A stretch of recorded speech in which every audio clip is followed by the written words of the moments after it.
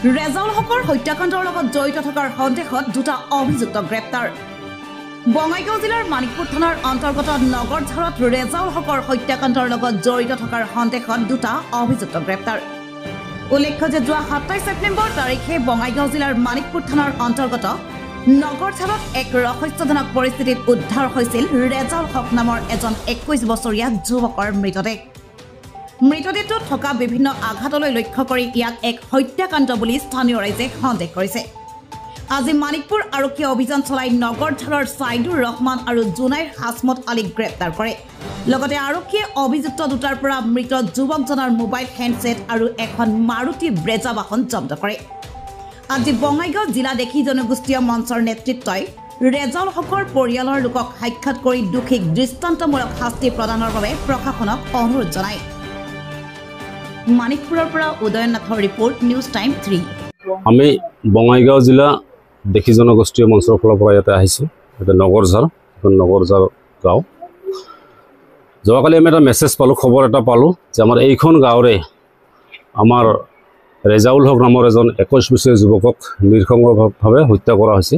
কোনোবা দুৰ্বৃত্তই, অচিনাকি দুৰ্বৃত্তই তেখেতক যোৱা ২৬ তাৰিখে সন্ধিয়া মাতি নি পেলাই তেওঁক নৃশংসভাৱে হত্যা কৰিছে। সেই খবৰ পাই আমি এই দুৰ্ভগীয়া পৰিয়ালৰ কাষত আমি আহিলোঁ। তেখেতসকলৰ পৰিয়ালৰ যি দুখ বা যি বেদনাদায়ক যি ঘটনা, ইয়াৰ সমভাগী হ'বলৈ তেখেতসকলৰ লগত আমি পৰিস্থিতিৰ বুজ ল'বলৈ ইয়াতে আহিলোঁ। লগতে আমি প্ৰশাসনক অনুৰোধ জনাম যে এই দুৰ্বৃত্তক যাতে তেওঁলোকে অতি সোনকালে কৰায়ত্ব কৰি দৃষ্টান্তমূলক শাস্তি দিয়ে। কোনো পৰ্যায় যাতে এই দুষ্কৃতিবোৰে ইয়াৰ পৰা সাৰি যাব নোৱাৰে আৰু এনেকুৱা ঘটনা যাতে পুনৰাই কত নহয়, তাৰ বাবে আমি প্ৰশাসনক অনুৰোধ জনাম। আজি আমি আহোঁতে দেখিবলৈ পাইছোঁ বা খবৰ পাইছোঁ যে এজন দুৰ্বৃত্তক অলৰেডি প্ৰশাসন ধৰিছে। তাৰ বাবে প্ৰশাসনক আমি আমাৰ দেশী জনগোষ্ঠীয় মঞ্চৰ ফালৰ পৰা ধন্যবাদ জ্ঞাপন কৰিম।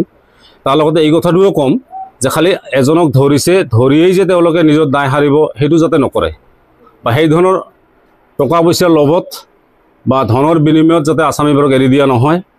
আৰু তাৰ লগত জড়িত যদি কোনো আসামী আছে, তদন্ত কৰি ইয়াৰ উচিত শাস্তি যাতে অনতিপলমে দিয়ে, তাৰ বাবে আমি প্ৰশাসনক দাবী জনাম। আমাৰ ৰাইজৰ ফালৰ পৰা এটাই ডিমাণ্ড, যিজনে আসামী আজি আমি অলপ আগতে শুনা পাইছোঁ বুলি ধৰা পৰিছে, তেওঁ যাতে এনেকুৱা ইনকুৱাৰী কৰি যিকেইজন দোষী আছে তেওঁলোকক আমাৰ ৰাইজৰ ফালৰ পৰা এনকাউণ্টাৰ কৰিব লাগে। সেইটো আমাৰ ৰাইজৰ ফালৰ পৰা ডিমাণ্ড। আৰু দ্বিতীয়তে কথা হৈছে, আজি মই ৩৫ বছৰত ভৰি দিলোঁ। আমাৰ নগৰঝাৰ, চিলিহাগিৰি এই দুটা গ্ৰামে আমাৰ দেশী গাঁও আছে। অতদিনে আমি কোনোদিনো শুনা পোৱা নাই যে এনেকুৱা মাৰ্ডাৰৰ ঘটনা। তো গতিকে দ্বিতীয়বাৰ বা পুনৰাই যাতে এনেকুৱা ঘটনা নহয়, আৰু তাৰ কাৰণে মই আমাৰ মানিকপুৰ OC অজয় চাহ ডাঙৰীয়াক ধন্যবাদ জনাইছোঁ যে এজন আসামী কৰায়ত্ব কৰিছে। তেওঁ সোধপোছ কৰি আৰু হয়তো আসামীৰ লগত যদি থাকে তেওঁলোকৰ লগত অতি শীঘ্ৰেই কৰায়ত্ব কৰিবলৈ মই বিনম্ৰ অনুৰোধ জনাইছোঁ। আমি বিভিন্নজনৰ বিভিন্ন মত শুনা পাই আছোঁ, তেওঁলোকে কিবা প্ৰেমজনিত কাৰণ হ'ব পাৰে, কিন্তু আমি সঠিকভাৱে নাজানো। আৰু যদিও হয়, সেনেকুৱা ঘটনাটো কৰা খুবেই নিন্দনীয় হৈছে।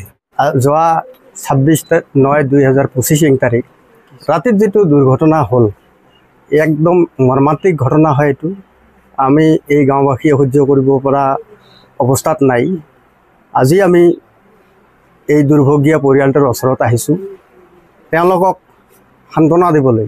কিন্তু কথা হৈছে এইটো যে এই ঘটনাত যিবিলাক দুৰ্বৃত্তই কালপিতে জড়িত হৈ আছে তেওঁলোকক তদন্ত কৰি তেওঁলোকক কৰায়ত্ব কৰি আইনৰ আওতাত আনি কঠোৰ শাস্তি বিহিব লাগিব। ইয়াত আৰু কোনো কনফাৰ্মাইজ হ'ব নালাগে, নো এক্সকিউজ হ'ব লাগে।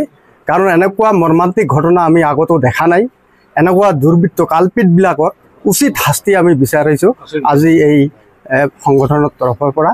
তেওঁলোকক একেবাৰে ফাঁচি যাতে হয়, তেওঁলোকে যাতে এৰি হাৰি যাব নোৱাৰে, আমি এই দাবী জনাইছোঁ। তো এনেকুৱা মৰ্মান্তিক ঘটনা যাতে দ্বিতীয়বাৰে কোনোবাই আৰু এনেকুৱা কৰিব নোৱাৰে, এই দৃষ্টান্তমূলক শাস্তি আমি বিচাৰিছোঁ। এওঁলোকৰ শিক্ষাই যাতে আমাৰ গাঁও বা আমাৰ অঞ্চলত যাতে এনেকুৱা আৰু দুৰ্ঘটনা হ'ব নোৱাৰে, এইখিনিয়ে মই অনুৰোধ জনাইছোঁ আমাৰ আৰক্ষী বিষয়া মহোদয়।